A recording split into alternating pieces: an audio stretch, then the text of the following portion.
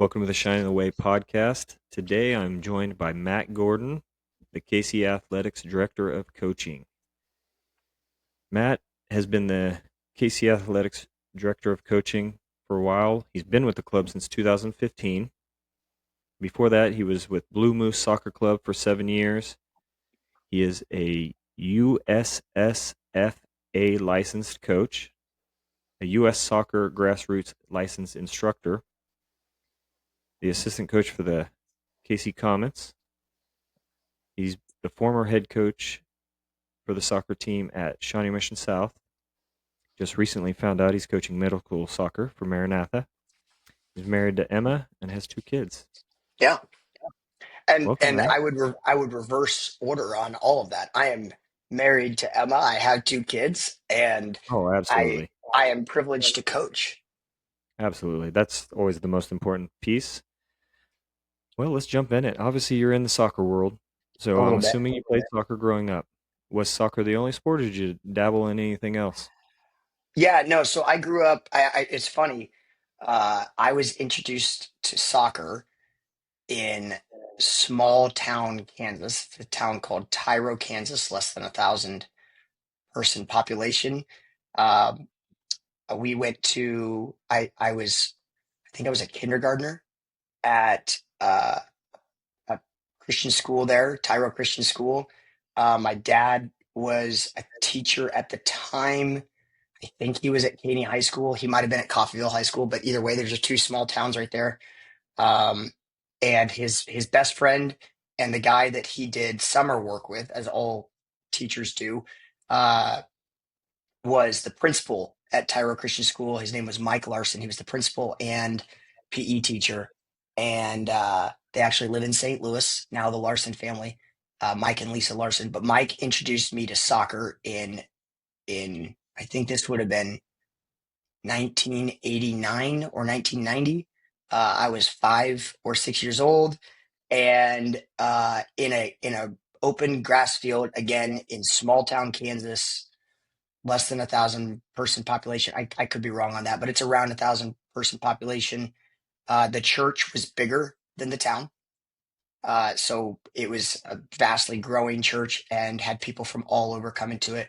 But he introduced me to soccer, and then we didn't really play soccer there. It was just part of a PE class. And then we moved back to Kansas City in '91, and it was we had a dad in first grade who ran a team, and that's what I joined. My dad also helped coach baseball. So back in Tyro and in Shawnee when we moved here, I played baseball and soccer. Soccer at some point became club soccer. I was a part of, just to give you a little history of Kansas City soccer, I was a part of Shawnee Soccer Club for the recreational team. And then Shawnee Soccer Club formed a, a premier or club side called the Shawnee Blast. And I was on a team that my team, I think, was 84, 85 is how we would title it, which interestingly enough, as you know, we're about to go back to that kind of age group range. So I was in 84, 85, um, and was on the Shawnee Blast. Shawnee Blast ended up becoming what is now known as Fusion Soccer Club here in Kansas City. So that was my intro. I was playing recreational, and then I played recreational soccer and baseball. And then I can't remember if it was when I had shifted to club soccer, but I played one season where I had both. And my parents were like, we can't, we just can't do 2 sports at once. You got to pick. And my dad was the coach and he asked me about baseball. And I think I was playing shortstop, uh, left field, and first base at the time. And, uh, and I said something like, "Yeah, I just get really bored with baseball." And he goes, "Well, that's it. I can't make it more exciting for you." um, so the decision was made, and I ended up choosing club soccer. At the time, I knew that it was a struggle for my parents to pay for it. I had no idea what it cost, but um, uh, I got back then. You'd have a jacket or a bag or something like that, and those were my like birthday and Christmas presents. And I think about it now full circle, and every 2 years, some people every year. That's just the kit that they buy, and they buy everything. But yeah, I played soccer. Actually, played soccer from like age 7 all the way up into a couple of years of club soccer at KU, and then played it pick up as an adult, and then I picked up coaching maybe a couple of years after I graduated college. Not with the intent to be a soccer coach. I was working at a nonprofit in Kansas City, and uh, just reached back out to my alma mater, Maranatha, and said, "Hey, I'd love to get involved some way." Signed up for a bunch of different sports. I had the itch for golf at that point, um, and thought I'd be helping out with golf. And then the girls' soccer coach at the time was like, "Yeah, I'd love to have an assistant that pays $500." And my reaction was, "You get paid to do this?" And he ran a club at the time. And at the end of the season, he asked me, he goes, "I run this club called Blue Moose Soccer Club. I have 2 teams, but we're about to pick up 2 more. Are you interested?" Found out that it actually paid. Got into that, and I did both the corporate world and soccer for 4 years, including the first 2 years of my daughter's life. And I was working all day and then getting relief going to the fields. But in that sense, my personal relief, I wasn't at home as much. Um, we made the decision and took a 60% hit in income, and just committed to soccer in 2013, January 2013. And just committing to soccer means that you have more than one soccer job. So from that point on, I became a coach. I got into coach education.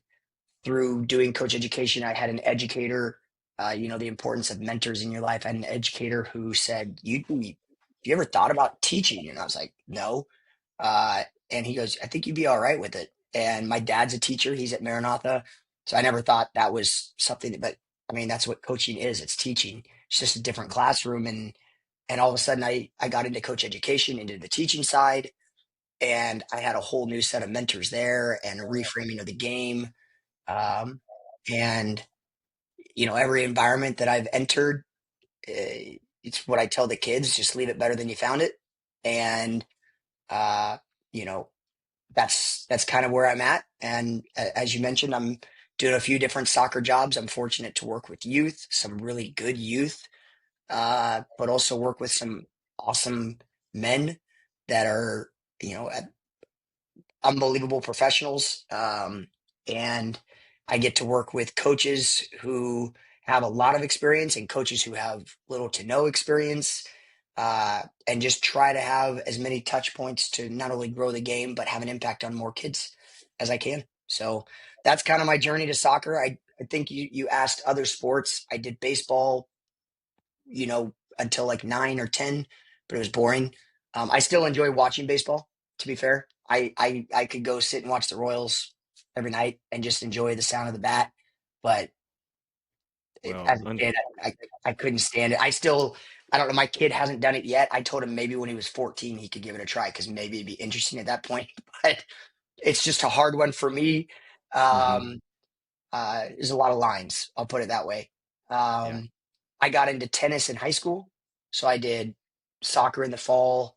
I think I managed basketball in the winter. I did Scholar Bowl in the winter, and then I did tennis in the spring. And then, like my junior year of college, my brother got me into golf, and I would say golf and soccer, as far as what I actually play now, golf might edge out soccer, uh, but it doesn't have my heart the rest of the time. I mean, soccer is through and through my sport. So yeah. Well, I love the journey that you just took us on through your growth into being where you're at right now at KCA. Baseball, that's a common denominator of why kids quit baseball, because early on it's boring. It's boring.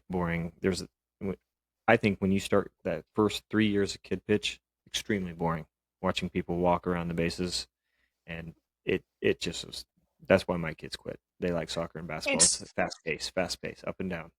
and to be fair, I think you'll agree with this, Jake. If there's the right coach, it, Oh, absolutely. and that's true of any sport. But I think it's just a challenge. a lot of soccer has moved to a games-based model of coaching. So we're always moving at practice. When you think about 5, 6, 7 to 10-year-olds, 11-year-olds, you're always moving. So at a minimum, even if you're not playing, you're always moving. Uh, and it was funny. I actually talked to a parent of a player that I'd coached for a while, and he's a big time baseball coach. And I threw out the idea of like kind of what soccer did, uh, with the Manchester United study back in 2004, where we went from what I played as a youth. I never played anything smaller than 11v11, never. 7 years old, my first experience was 11v11, which is crazy for us to think about now. But that was my only experience in soccer. And in 2004, Manchester United, I think it was '04, published a study about how many more touches you would get, and the game shifted, and we were at 4v4, 6v6, 8v8, 11v11, and then a couple of years later, we adjusted to what we have now, which is 4v4 or 5v5 if you add the goalkeeper, 77, 99, 11v11. But we did that because of the understanding of the kid, like, hey, we're losing kids in soccer. How do we get more kids, more touches? Well, let's make the field smaller and increase the touches per kid. I had that conversation with a baseball coach, and I said, anybody ever thought about like at 5 and 6 years old, what if we played with the big fat plastic bat and a foam ball? There's no gloves, and we played on smaller fields. And he's like, nah. And it was just like a brick wall talking about it. But I was trying to think like how my own son, Graham, who didn't stop moving ever. I don't know that other than when we wear him out, I don't think he stops moving now at 12 years old. Um, but that's to me, that's like I'm trying to think of the 5, 6, 7, 8 year olds, getting them interested in the game. I love baseball. I think it's a fun sport, but I'm an adult who has past memories with it as, we call it America's pastime, right? Like I have other things associated with it, but like, I don't know. It's just tough. It's It tough. is. It is. Going back through your journey, first of all, you're fortunate a town of 1,000 people or so had soccer. I grew up in Minneapolis, and we were a town of about 2,000 at the time I was there. We played kickball with a soccer ball, but we really, I mean, Wait, we kind of hold on, which Minneapolis? Minneapolis, Kansas. See, that's we have to clarify because for the That, listener, I yep, mean, we're all saying, Minneapolis. Jake, what are you talking about? Minneapolis has more than 2,000. Yeah, the Twin Cities are much bigger than 2,000 people. Minneapolis, Mm. Kansas is about 2,000 people, and we didn't have any soccer program. They still don't have a soccer program. You have to go to Salina now, but even then, Salina really didn't have it. And so when I got up here and the kids started playing, when James was 3, went to the Y, which the Y doesn't have it anymore. Like he loved it just because of his movement. Landon loved it because of his movement. Talia likes it because of their movement. But we're through that journey. Were there any specific coaches? I know you mentioned your dad coached you a little bit.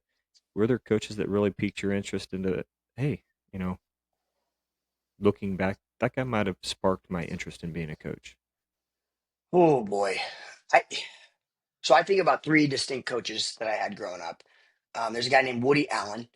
Anybody that's from Fusion Soccer Club should know that name. If they don't, look back. He was a longtime board member with Shawnee Soccer Club, and he's at least from my understanding, the large reason and the guy that made a push to have a premier side or a club side of Shawnee Soccer Club. And he was one of my coaches.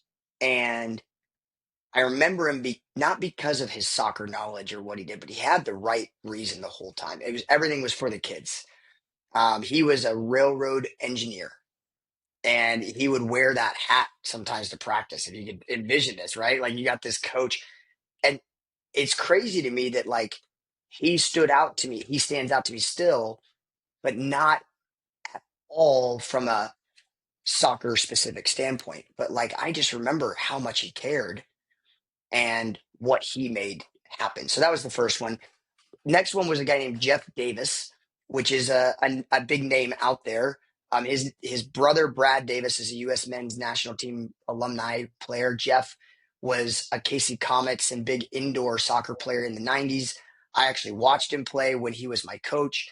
And what I remember about Jeff that's really, really correlates when I do my coaching education courses, he was the first coach, and he was one of my last as a youth player where we played at practice. We didn't just run. We didn't just do drills. We played at practice. Like it's funny, you laugh with him and he's like, well, I didn't have to do anything when you guys played. That's kind of the last time I talked to him. That was kind of what I didn't have to do anything, it's just, but even the awareness of, well, I get to take the time off. We had to play. And the concept back in the 90s, I don't think any of us remember at any of our practices just playing. You're running shuttle runs is what we remember. You're running laps is what you remember. Um, Basketball, you're shooting free throws. Baseball, one guy's hitting into a net or to the backstop. We didn't have nets back then. We hit into the backstop. Everybody else is throwing or practicing throws to first or practicing outfield throws. Um, or one guy's batting and nine people are fielding, right? But you very rarely this team versus this team and just played. And so Jeff had a big impact on me uh, from that standpoint as a youth coach. The other one was my high school coach. His name's Rick Enna. He is actually well, until this year, he was the St. James head soccer coach. He retired, I think, last year. Um, and I don't know that I recognized it then, but my experiences then led to what I know now. Rick was the first time I encountered what I would call, at least with my understanding, a player's coach. Um, we were at Maranatha, uh, small private Christian school back then. We had this in with my freshman year. I think there was a total on the team of five of us in four classes, five of us that had played club soccer. And that was pretty good for that school. And then by the time I graduated, or my senior year, I think our starting 11 had all played club soccer, which we then, as a 2A school, we were competing with 5A and 6A. And Rick could manage. We had a guy who set the all-state scoring record on our team, and he had what I would call a top player bravado. He was a forward, and he was cocky around the goal, and sometimes that carried into other areas of life. But that's what you want. I understand that now as a coach, you kind of want that. You need them to have that swagger. I was a workhorse who I didn't realize I should have realized my nickname in a very loving way was coach on the field. In a very loving way, I was called coach, but it was maybe just because I was talking too much. And Rick knew how to coach both at the same time. He knew how to manage that top player, keep them happy, but also like this kid who just won't stop talking the whole time. And it just like drives you crazy. He gets yellow cards because he won't stop talking. He knew how to manage that too. And make everybody feel like they were important. At the time, though, I don't think I looked at any of them and said, "Yeah, I'm going to do that someday." Um, I don't know that I got the itching bug until I was just like, I miss high school sports. I want to get back involved, and and then I realized how naturally it came to me, and that's where I truly got the bug. But I think I took from each. Like Woody Allen, you have to care about everything. The kids and the parents will know if you're not really into it. And that means beyond the field.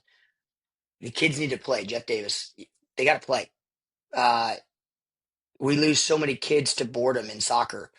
And why is it boredom? Well, or we lose them to it's too hard. What's too hard? The games are too hard.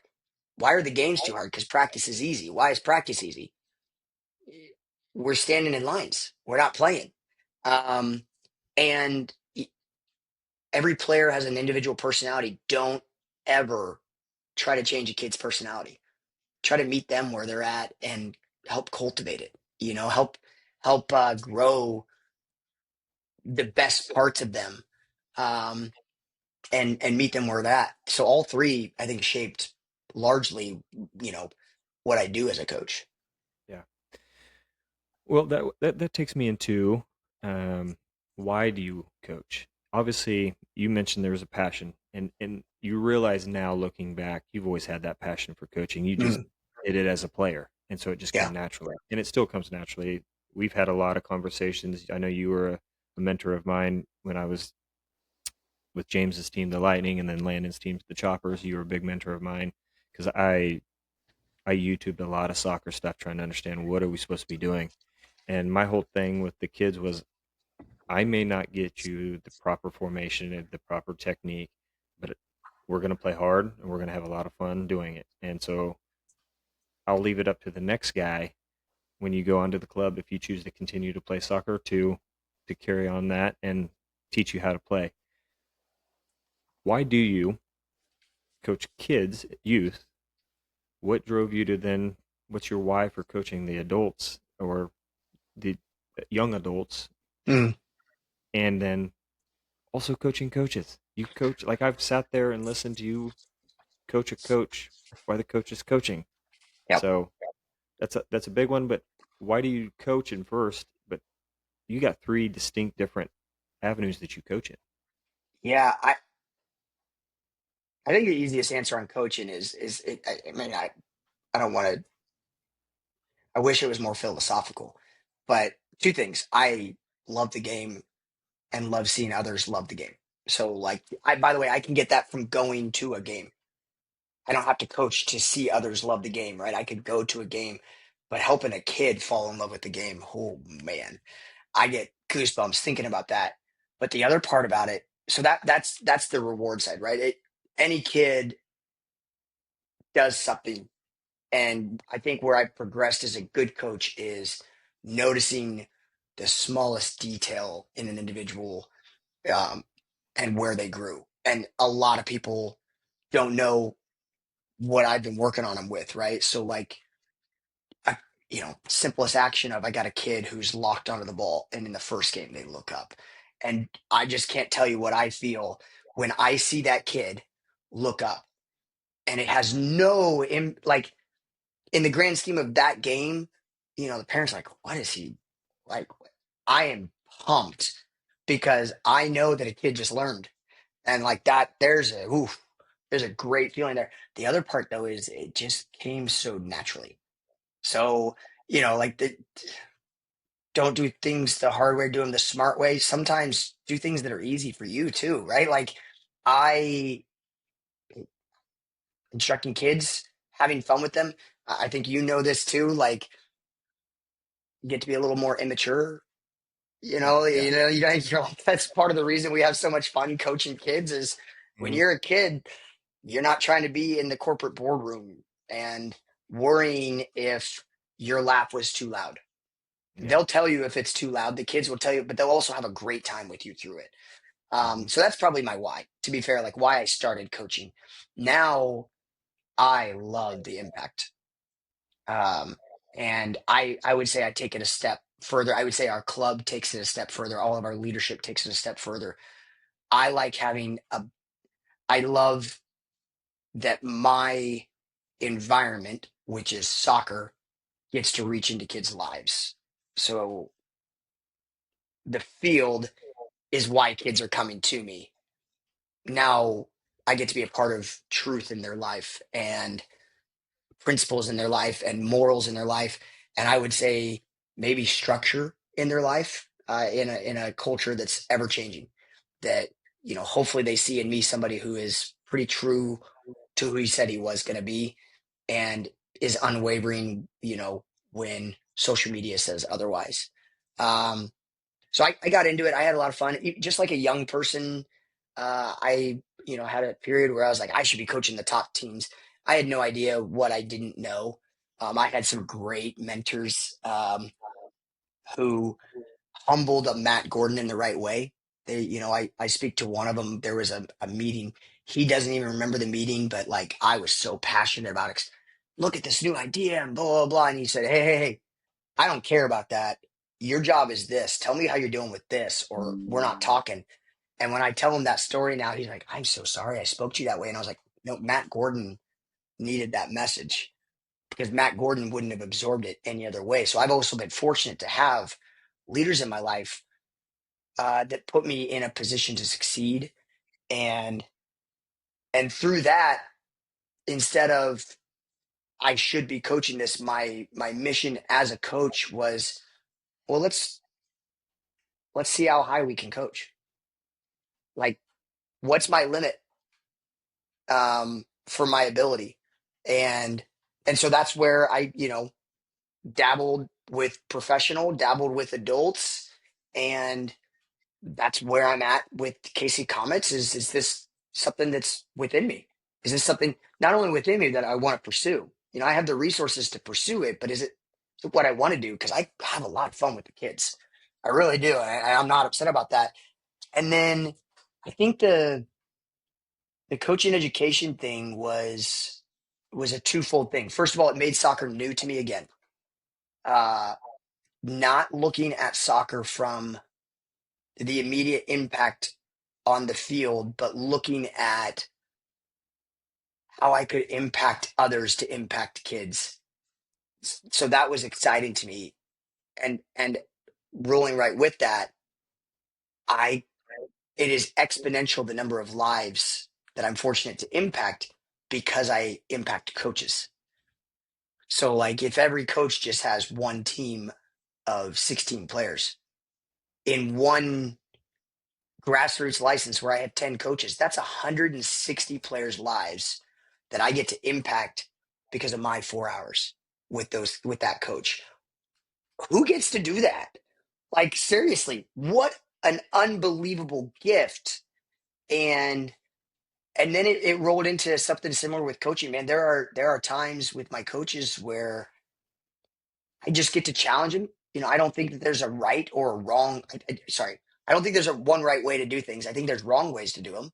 But for me, it's about meeting, Jake where he's at. What's he doing? What's his passion? And if he's heading in the wrong direction, can I just redirect him? Better yet, can I get Jake to realize that he's heading in the wrong direction? Because if Jake picks up the skills to realize he's headed in the wrong direction, that will benefit him more than me just saying, Jake, you're heading in the wrong direction. Right. And then how many lives does that impact? How many teams does Jake coach? When I think about the club coaches, they're going to be doing it for the next 20 to 30 years. And I spent anywhere from 4 hours to when I teach the C license, I think it's 98 hours or something like 116 hours with coaches. What's the impact over 20 to 30 years, coaching 2 to 3 teams a year? My mind is blown on, man, number one, what a privilege. Number two, you better get it right. Yeah. Well, I know one of the things that's always stuck with me. I remember talking to you about a time where uh, James was at a game and he missed a chip in that would have been key to either tie or win by one goal. And I remember is with KCA, and the coach was getting on him pretty good pretty much the rest of the game. This was early, and I had that conversation, and you said something very profound to me, which when I heard you were coaching coaches, I knew it would be a great thing for coaches. You said, why do we get on kids when they miss a goal? They know they miss a goal. You don't have to tell them. They already know that. They're the one that kicked it or hit it with their head or whatever and missed. We've got to then build them up to make that next play and be ready for that next opportunity when it comes. And when you continue to hound on the fact that you should have made that goal, they're not going to be ready for that next opportunity, so they're going to miss again. Well, And further, that, take it a step further, what are you modeling in oh, that moment? We want kids to move on, right? We say, hey, let's go, next play, right? But then we don't move on. right. And e- look, I'm guilty of that statement. Even now, I'm Oh, yeah. guilty. The idea, I don't know how much you talk on this podcast, but this idea was introduced to me 7 or 8 years ago. It's a term many people emotional intelligence.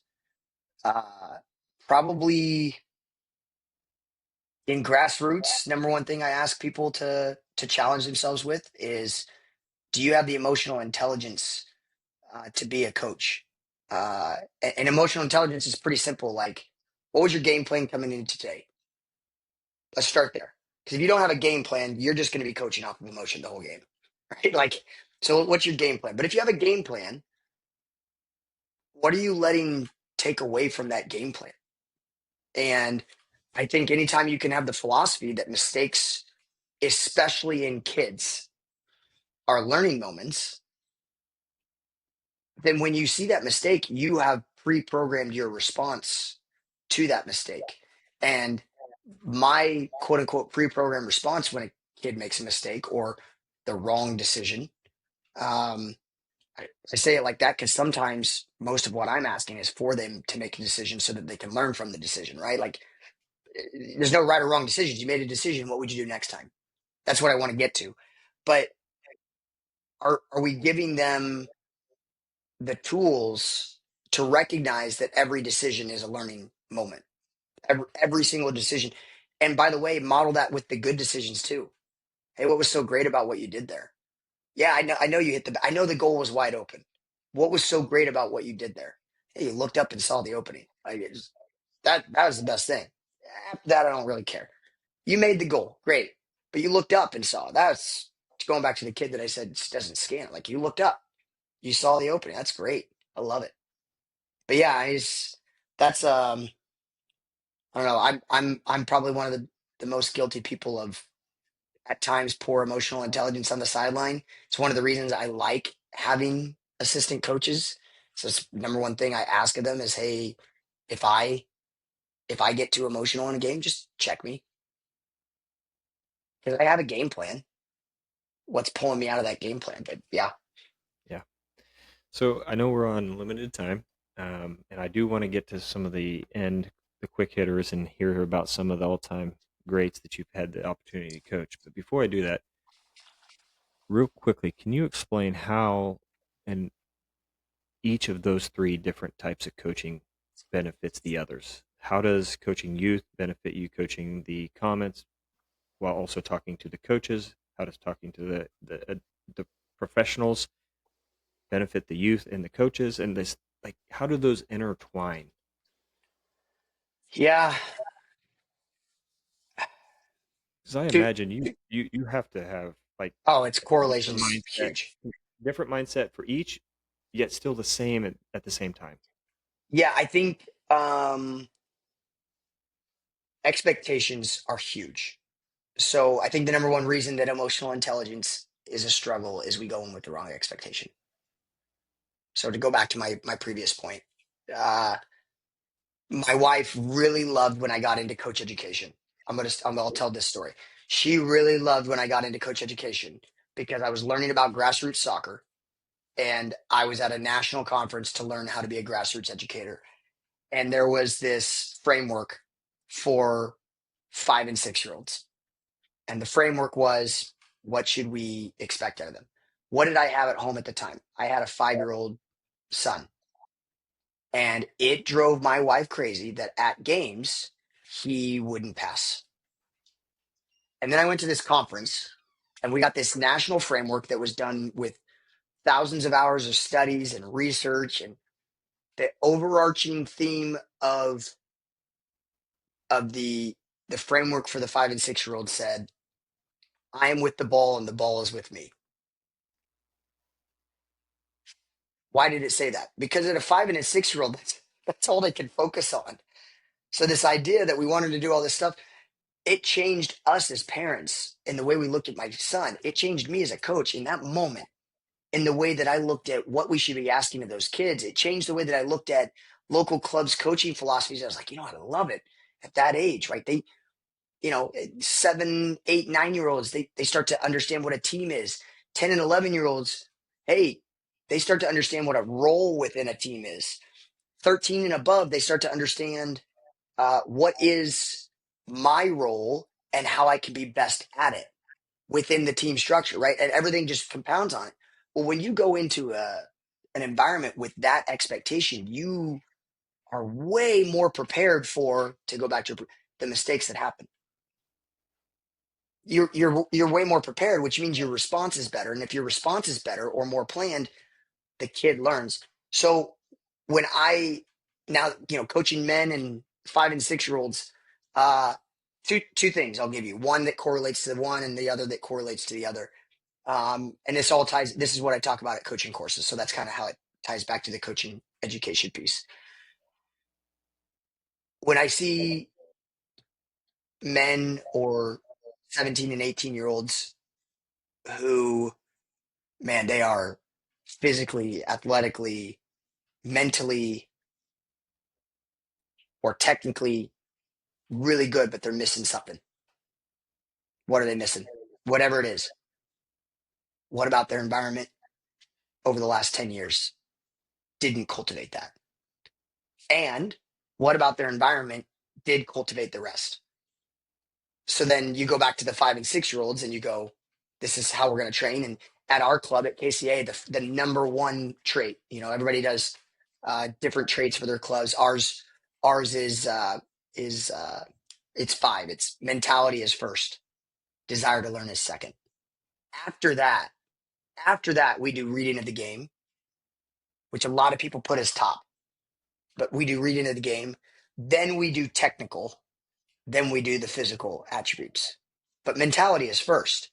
And that comes from an understanding of if you don't build that mentality that working hard is fun, if you don't build that mentality at a young age, it's almost it's an individual journey as an adult to try to build habits to get to that.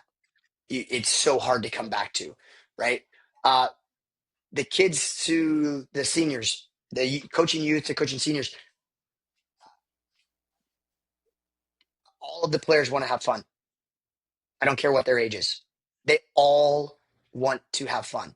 They all want to play the game. There is not a difference between a 10-year-old and a 28-year-old in that. They all want to have fun. It is your job to find out what it takes for them to have fun. So sometimes I'll last week, no, 2 weeks ago with the Comets, I was really worried. I was running an activation game. So this is, I was like, man, I've done this with my 13-year-olds. I don't know if it'll work. I was not prepared. The head coach was not prepared. These guys had the best 6 minutes of their life during this game. It was a big childish game. They had a blast, right? And I'm not saying you can do all the same games, but they just want to have fun. So where are you providing that environment? And that's probably the two ways I most focus on in coach education is, do you know why you're doing it? Number one. And do you know what the kids want that you're coaching? Fun and development. Simple. Yeah. Very simple. Well, that's awesome. We're going to get to the end here so we can wrap up. We have a few minutes left. And you've coached a lot of people, a lot of boys and a lot of young ladies. Yep. And some professionals. So we're going to just throw this out there. No specifics. You can pick and choose some of the best players you've personally ever coached. My favorite male high school player, unbelievable. And I only got him for 2 years. And I'm not sure my first year, because I came in, he was a junior, and then I coached him as a senior. I'm not sure as a junior that I had earned his respect in that I did know what I was talking about. But by the end of his senior year, I had earned his respect. And I took a lot of respect for that because he was best player I'd coached at that point. And it was a great life lesson for me because one of the hardest things that happened to me, this is taking it personally, is the kid didn't play college soccer.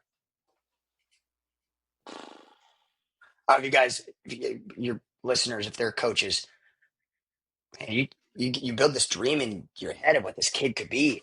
Didn't play college soccer. Wanted to go watch SEC football, and unbelievable worker in the workforce now. Unbelievable husband now. Just an awesome dude. And I celebrated with him, his commitment to going to school, and I was pumped for him. I had the letdown that he didn't go play, but then I quickly, it going through that for the first time, it was just like, whoa. I coached quite a few really good females. Um, I had one when I was at Maranatha. She was a stud. I remember her freshman year. It was crazy. But day 3 of the season, I'm at Maranatha, which for your listeners who don't know, very small private Christian school. And at the time that I was coaching in the girls program, we were happy to get the opportunity to play playoff soccer because you it didn't matter what your record was. So our goal was to try to host a game so that we could get free soccer balls. That was it. And we got this girl as a freshman. one of the top players in Kansas City. And my third day, I got a call from the coach at Notre Dame to talk about this freshman, and I was like, "You're calling Maranatha?" Later on, I had a coach from Nebraska come to a Maranatha Kansas City Christian game. It wasn't very good soccer that day on a bumpy grass field to watch her play, and that kid who did go on to play some college soccer is now an unbelievable dentist in the community. And I got one more boy I like to talk about. So I have a workout that I send kids who say they really, really want it. Like, Coach, what should we do? I got this workout. It's called a 10,000 touch workout. So far, to my knowledge, three of the kids, of all the kids I've sent it, have actually done it. Three total kids have actually done it. This 14-day, 10,000 touches a day workout. Three total kids have done it. And this kid, I got to coach him for a couple of years. I knew his family back at Blue Moose Soccer Club. The kid is killing it now uh, at the Division I level. But every time I see him, he is the most respectful kid you'll meet. And I haven't coached him for 10 years, but he's most, and so to me, it's those stories that stand out, right? Like, I loved coaching each of them. Look how awesome of an adult they are. Best players I ever coached, great That's awesome. adults. Well, that's really cool. And that is as a parent and as a coach, it's something you have to get in line with when a kid says, "Hey, I don't have any interest in going and playing college Yeah, this soccer, isn't for me. or whatever." Like, we got to remember that it's not our journey. No. We're playing a part, but it's their journey. And if you know if they decide, even if for a fact he could go at a high level and be very successful, or she could, maybe it's not meant to be, and Yep. maybe they want to do something else. And so you just got to support them where they're at. Right. All right. Best players. Somebody just give me a handful, five or six of the best players in the world that in your opinion, ever. Well, we're all fortunate to live in Messi's world. Messi's my favorite player, but it's because Messi's 5'7". Some of my favorite people are 5'7". But I, he's just a treat to watch. Ronaldo. I mean, we live in a world that says if you're one, you're not the other. Now, Ronaldo at his age, doing what he's doing, his commitment and discipline is unmatched. Coming from where he come, and by the way, here's the greatest story about Ronaldo for your listeners. He didn't play soccer till he was 9, and for some people, it's yeah, he picked up the game at 9 and took off. Like, what an awesome Samuel Eto'o, big name. He used to be back there. The original Ronaldo uh, uh, from R9 is what we would know him as. The original Ronaldo. What a treat to watch. Coolest coaching experience I had. I got to do my B license with a coach who played when I Googled his name. I'll just put it that way. When I Googled his name, the first picture came up was him in a game marking David Beckham. And he'd played UEFA Champions League matches and played for Atletico Madrid, and maybe the most humble guy of all the coaches who coach youth teams, most humble guy in the class, and by far the most experienced, pretty decent player as well. Stateside, I grew up with Kobe Jones and Landon Donovan, Eric Winalda. So my 90s world was Kobe Jones, Alexi Lawless, Eddie Pope, Eric Winalda. Those are the names I remember. Landon Donovan was when I was playing. He, started to play and was a treat to watch. Um, Nowadays, my favorite player growing up, the poster I had, an honestly favorite player, Mia Hamm. I followed women's soccer growing up. Mia Hamm, Anson Dorrance' definition of sweat or definition of a champion is based on her. Uh, Bent over, drenched in sweat, and nobody's around. And it was a picture he saw of Mia Hamm after her junior year of soccer. Just an unbelievable treat. So those are my favorite players. Do you have a couple of up and coming U.S. men or women, youngsters that people should be on the lookout for? I know the one that I've heard a lot about is, I think his name's Kevin Sullivan. I think he's over at Yeah. Man City. But then there's a goalkeeper James just told me about. So maybe, and then one Right that now, I've I'm met. It's at UCLA. right, Uh, she's awesome. right.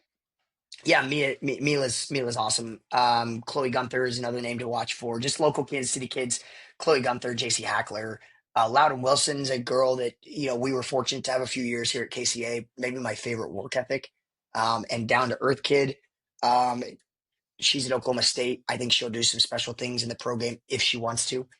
She's a big agriculture kid and just awesome. So there's some big female names around here to watch out for. Mary Long is obviously doing a great job, having just gotten into the first team and playing some actual minutes and having an impact, getting an assist. Um, on the men's side, I am enjoying Christian Pulisic, Weston McKennie, Josh Sargent, and I love the storyline that says, "Wow, look what they did again," and it's like, no, guys, the fact that my generation, they're playing in Europe. Back then it was Tim Howard was playing in Europe. It was wild. Landon Donovan was playing in Europe. That was it. These guys are killing it in Europe. So I am still a fan of those guys that are going to have an impact on our first team. I'm intrigued by Kevin to see. We haven't seen an American that young, so I want to see him keep it together. Might be the best way to respond because I think that's pretty hard to make that move that he did. But I'm rooting for him because we need more of that for Americans. Yeah. All right. Three quick ones. Okay. Is VVD the best center Oh back boy. ever? Ever? No. No. Is he He's the best really one? good though. Is he the best one going right now? He's in the top five. I'm removing my bias with that. I'm a Liverpool fan to your listeners, but he is a treat to watch. He's very smart. And most of his work is done 10 to 15 yards before the ball gets near him. Yeah, he's That's just the something. best way to treat it. I But he's such a leader too.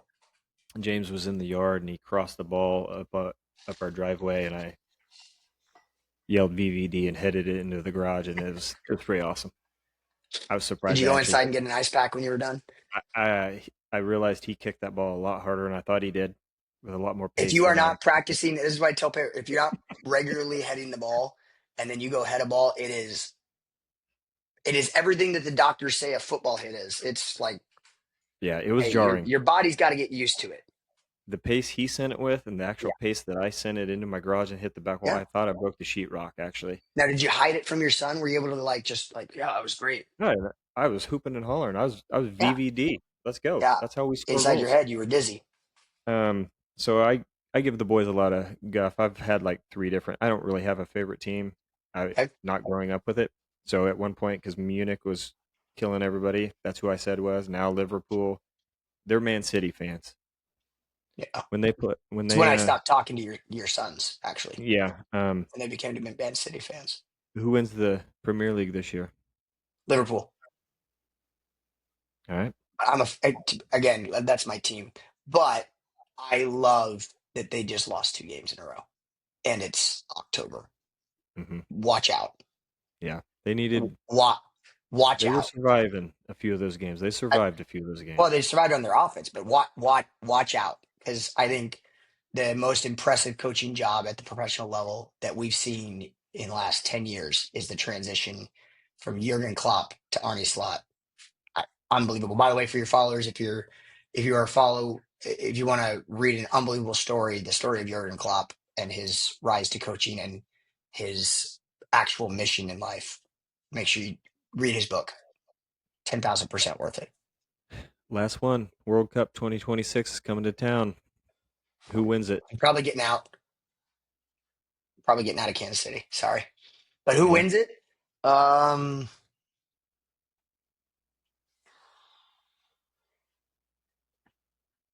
England, Spain, or Brazil. England, Spain, or Brazil. And I don't want to go in any particular order, but I like those three teams. I, Brazil, I I can't ever knock them out. They are playing some really fun soccer right mhm. now. And if that the best coaches in Brazil have always brought the culture out, which means you see flair, you see fun, you see creativity, and that's what they look like right now. If they can keep that going, that's really, really hard to beat because it is so unstructured structure. Um, it's really a treat to watch. England has been vibing up the last few times. I have no reason to doubt that they have a mission, and they have the ability to accomplish it. And Spain just has produced some unbelievable players as of late. So I think one of those three, Not France with not Mbappe France. and Dembele? No? I I'll put this out there. France might be the disappointment of the tournament. Okay. All right. Well, I appreciate you taking the time. I know you got a game you got to get to and everything. But first, you can follow KC Athletics pretty much on any social media at Athletics KC. They're also on Facebook's KC Athletics Soccer Club. I know that's why you're one of the main reasons, if not the main reason, why all three of my kids are at KC Athletics. The way you coach and lead the program, and I'm fortunate that with Josh and Jeremy and Trinity right now, my kids are in great hands and they love the game of soccer. And a big reason why is because of you. So thank you for coming on, and we'll have to do this again Yeah, sometime later when you are proven right next or time proven wrong in about some person. of these things. Next time in person.